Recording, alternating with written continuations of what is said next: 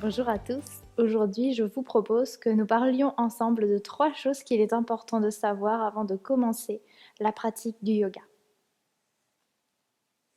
La première chose à savoir, c'est qu'il y a beaucoup de styles de yoga. Pourquoi est-ce que je vous dis ça? Eh bien, tout simplement parce qu'on peut avoir tendance à se faire une idée du yoga en général après avoir essayé un seul cours. C'est dommage parce que vous vous limitez et peut-être que vous ratez une opportunité de trouver une pratique qui vous plaira plus qu'une autre. Il y a beaucoup de styles de yoga et vous pouvez adapter à vos préférences et à vos capacités physiques.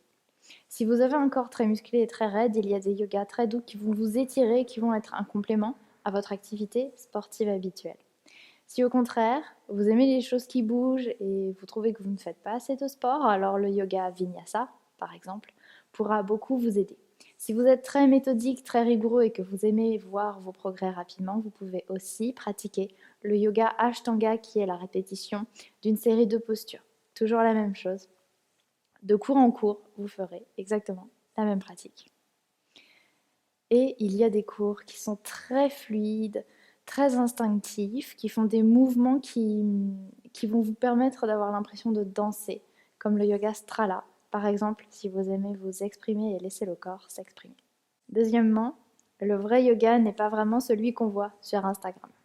Sur Instagram, vous allez voir des postures assez impressionnantes, bien souvent des flows très fluides avec des postures avancées. Et vous allez vous dire que le yoga est assez acrobatique. Donc, on a les deux extrêmes. Soit le yoga est beaucoup trop mou, soit le yoga est vraiment trop acrobatique. Dans les deux cas, il n'est pas intéressant. Il y a un entre-deux. D'ailleurs, c'est là qu'il y a le plus de pratiques. Nous avons le yoga très mou, le yoga très acrobatique, et entre ça, énormément de choix. Sur les réseaux sociaux, souvenez-vous que c'est l'image qui compte. Donc forcément, on a envie de montrer des images impressionnantes et inspirantes. Et c'est très bien comme ça. Simplement, il faut savoir faire la part des choses.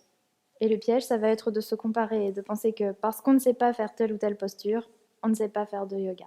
Il y a des pratiques pour tout le monde et les postures avancées restent assez exceptionnelles pour les yogis.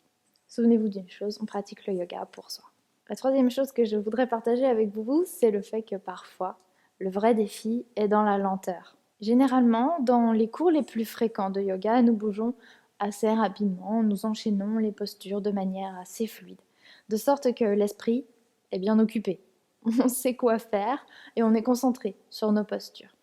Et le défi, c'est quand on commence à ralentir, ou alors le défi, c'est dans les pratiques de yoga, qui sont vraiment très lentes et dans lesquelles on va rester longtemps dans une même posture.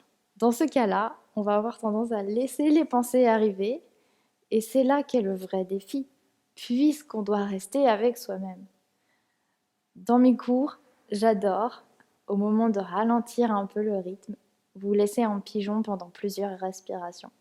Ça vous permet non seulement de vous trouver dans un inconfort physique, mais aussi un inconfort mental. Les deux en même temps, c'est le combo parfait pour habituer l'esprit à rester avec lui-même et pour canaliser les pensées. Parce que comme je vous le dis souvent, souvenez-vous que le yoga, c'est l'arrêt des fluctuations, des productions de l'esprit. En tout cas, c'est l'objectif.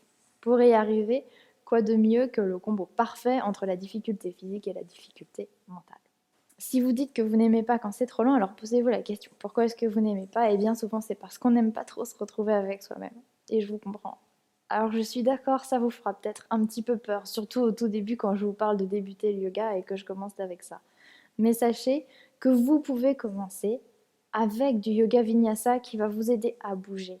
Et petit à petit, vous verrez que naturellement, vous vous ouvrirez à d'autres pratiques. C'est le retour que me font beaucoup de yogis parmi vous, qui commencent avec mes cours assez dynamiques, les cours de yoga qui bougent, qui ciblent les abdos, les fessiers, les jambes, les bras, les épaules, ce que vous voulez. Les cours de yoga HIIT même. Pour ensuite vous tournez vers des séances un petit peu plus douces, où on va ralentir, où on va travailler sur la respiration. Parfois même, vous pouvez aller jusqu'à la méditation ou jusqu'au yoga nidra.